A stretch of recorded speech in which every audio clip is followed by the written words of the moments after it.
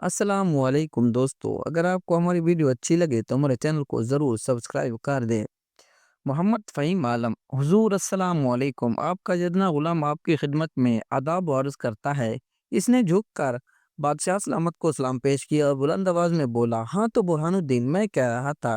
بادشاہ سلامت نے ایک نظر اس کی طرف دیکھ کر ہاتھ کے اشارے سے اس کے سلام کا جواب دیا اور پھر دائیں پہلو میں بیٹھے اپنے وزیر یا تدبیر برہان الدین کی طرف متوجہ ہو گیا۔ بادشاہ سلامت کی اس بے رخی پر اسے حیرت و تعجب کا ایک زوردار جھٹکا لگا۔ بادشاہ سلامت اس وقت مصروف ہیں، شاید اسی لیے توجہ نہیں کی، اس نے سوچا اور دربار کے کونے میں کھڑا ہو گیا۔ بادشاہ سلامت اپنے وزیر سے کافی دیر تک گفتگو کرتے رہے۔ وہ بے چین اور منتظر نگاہوں سے بادشاہ سلامت کی طرف دیکھ رہا تھا کہ شاید بعد میں وہ اس کی طرف متوجہ ہوں۔ اس نے سوچا اور کوئی فریادی تو باقی نہیں۔ بادشاہ سلامت وزیر سے گفتگو مکمل کر چکے تو سوالی نظروں سے دروازے پر کھڑے منادی کی طرف دیکھا۔ نہیں حضور، منادی نے عرض کیا۔ ٹھیک ہے، دربار برخاست کیا جاتا ہے۔ بادشاہ سلامت کی بار بار آواز دربار میں گونجی۔ تمام درباری دروازے کا رخ کرنے لگے۔ اوہ، تو یہ بات تھی، حضور مجھ سے اکیلے میں ملاقات کرنا چاہتے تھے۔ اس نے دل ہی دل میں سوچا اور وہ دروازے سے گزرتے ہوئے درباریوں کو دیکھتا رہا یہاں تک کہ تمام درباری خالی ہو گیا۔ بادشاہ سلامت اپنے تخت سے اٹھے اور دروازے کی طرف بڑھے۔ ان کے ساتھ وزیر یا تدبیر اور خادم بھی تھے، وہ بھی دروازے کے پاس ہی کھڑا تھا۔ بادشاہ سلامت نے گزرتے ہوئے آنکھ اٹھا کر بھی اس کی طرف نہیں دیکھا اور باہر نکل گئے۔ وہ اکا بکا انہیں جاتے دیکھتا رہا۔ ان سے کم از کم یہ امید نہ تھی۔ جب تک بادشاہ سلامت نظر سے اوجھل نہ ہو گئے، اس نے ان سے نظریں نہ ہٹائی۔ پھر وہ ایک جھٹکے سے اپنی جگہ سے دروازے کی طرف بڑھا۔ مارے غم و غصے کے اس کا چہرہ سرخ ہو رہا تھا۔ باہر اس کا گھوڑا بندھا ہوا تھا۔ وہ گھوڑے پر سوار ہوا اور اس کو ایڑ لگا دی۔ کچھ ہی دیر بعد اس کا گھوڑا ہوا سے باتیں کر رہا تھا۔ وہ اپنے ملک یونان کا شاہی طبیب تھا۔ اس کا نام حکیم داؤد تھا۔ وہ بہت ہی قابل اور ذہین آدمی تھا۔ یونان کے بادشاہ سلامت سمیت ہر آدمی سے اسے بڑی قدر و منزلت کی نگاہوں سے دیکھتا تھا۔ تقریباً 1 سال قبل اچانک اس کے پڑوسی ملک کے بادشاہ کا گھوڑے سے گر پڑے، جس سے اس کی گردن کے موڑے سرک گئے اور بادشاہ اپنی گردن ہلانے سے قاصر ہو گیا۔ اس کی گردن اکڑ رکھ کر رہ گئی۔ اس کے ملک کے شاہی طبیبوں نے بہت کوشش کی کہ کسی طرح بادشاہ کی گردن کے موڑے واپس اپنی جگہ پر بیٹھ جائیں، مگر وہ ناکام رہے۔ بادشاہ بے حد تکلیف میں تھا۔ اکڑی ہوئی گردن کے ساتھ اس کے لیے ایک ایک لمحہ گزرنا بھاری ہو رہا تھا۔ ان دنوں یہ یونانی حکیم داؤد اس پڑوسی ملک میں اپنے ایک دوست حکیم کو ملنے آیا ہوا تھا۔ اس کو بادشاہ سلامت کی بیماری کی خبر ملی تو وہ دربار میں حاضر ہوا۔ حضور، دہکتے ہوئے انگارے منگوائیے، اس نے عرض کیا۔ بادشاہ سلامت نے ایک خادم کو ہاتھ سے اشارے کیا۔ کچھ ہی دیر بعد وہ خادم دہکتے ہوئے انگارے لے حاضر ہو گیا۔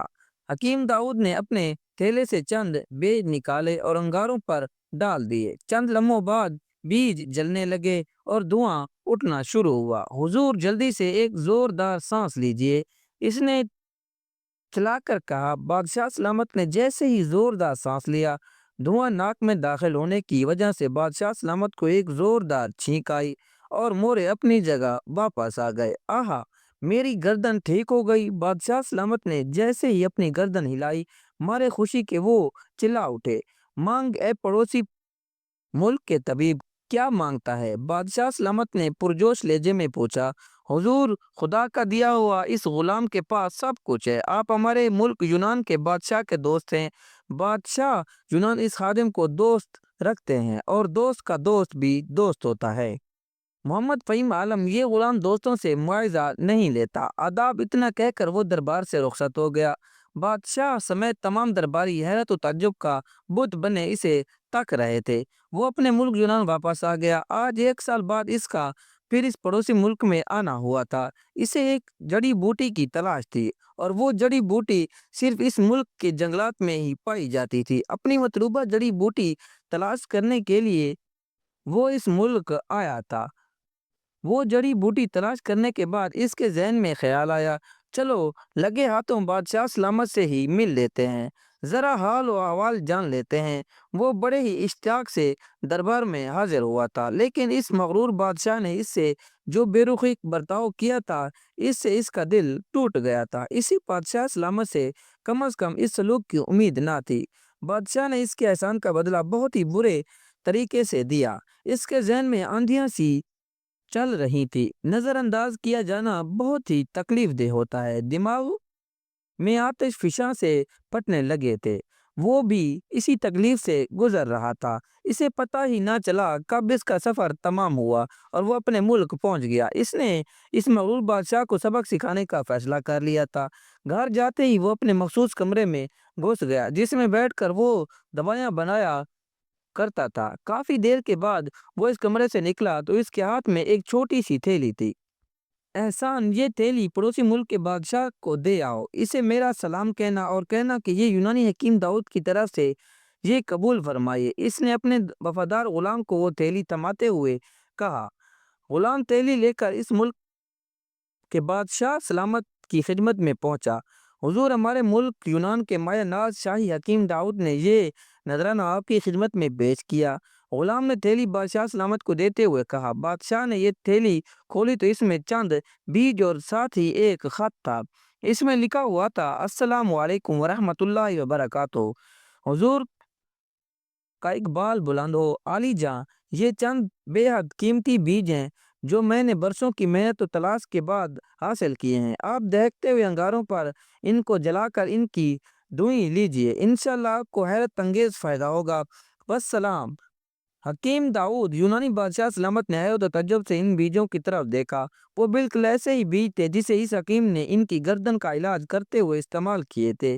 بادشاہ سلامت نے دہکتے ہوئے انگارے منگوائے اور بیج ان پر ڈال دیے۔ جیسے ہی بادشاہ نے دھوئیں لینے کے لیے اپنی ناک آگے کی، اسے ایک زوردار چھینک آئی اور اس کی گردن کے مورے اپنی جگہ سے سرک گئے۔ اب اس کی گردن اکڑ کر رہ گئی۔ یہ سب کچھ اس کا در آنا فانا ہوا کہ سب دنگ رہ گئے۔ اس گستاخ غلام کو پکڑ لاؤ اور جاؤ اس کے گستاخ آقا حکیم داؤد یونانی کو ہمارے حضور بیڑیوں میں جکر کر حاضر کرو۔ آہا! بادشاہ کرا کر رہ گیا، کیونکہ گرج دار آواز میں سپاہیوں کو حکم دیتے ہوئے اس نے اپنی گردن کو ذرا سی حرکت دی تھی۔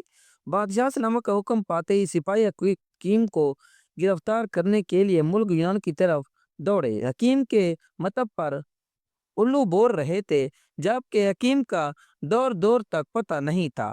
سپاہی نے ملک یونان کا کونا کونا چھان مارا لیکن حکیم کہیں نہ ملا۔ سپاہی مایوس واپس لوٹ آئے۔ یوں اس مغرور بادشاہ کو اپنے غرور و تکبر کی سزا مل گئی۔ اب وہ پچھتا رہا تھا، کاش میں تکبر میں آ کر اپنے محسن حکیم داؤد سے بے رخی نہ برتتا اور احسان کا بدلہ احسان سے دیتا۔ کاش